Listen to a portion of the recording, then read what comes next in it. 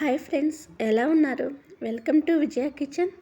చిన్నప్పటి నుండే పిల్లలకి కూడా మనీని ఎలా సేవ్ చేయాలి అని తెలిస్తే వాళ్ళకు కూడా మనీ వాల్యూ అనేది తెలుస్తుంది కదా ఫ్రెండ్స్.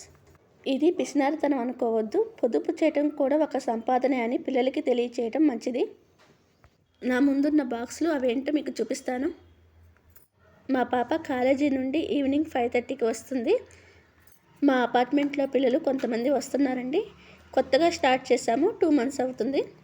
వారిలో కొంతమంది చేతికి మనీ ఇస్తే కొంతమంది ఫోన్పే చేశారండి.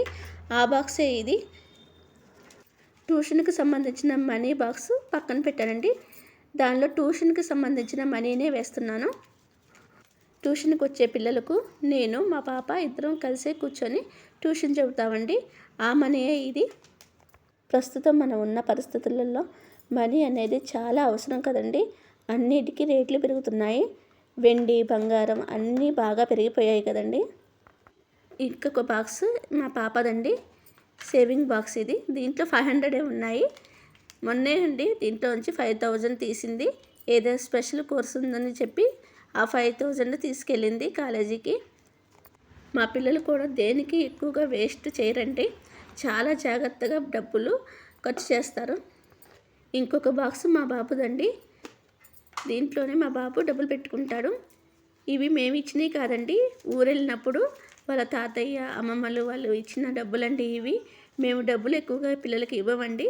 వాళ్ళ డబ్బులు వాళ్ళే ఖర్చు పెట్టుకుంటారు. ఇది నా చిన్న పిగ్గీ బ్యాంక్ అండి.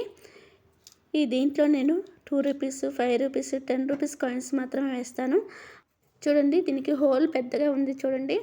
ఆల్రెడీ ఇది కాయిన్స్ వేసిన తర్వాత పూర్తిగా నిండిపోయిన తర్వాత మొత్తం పగలగొట్టడం ఇష్టం లేక ఇలాగ హోల్ పెద్దగా చేసి నేను తీసానండి. మళ్ళీ కాయిన్స్ని వేస్తున్నాను దాంట్లోనే.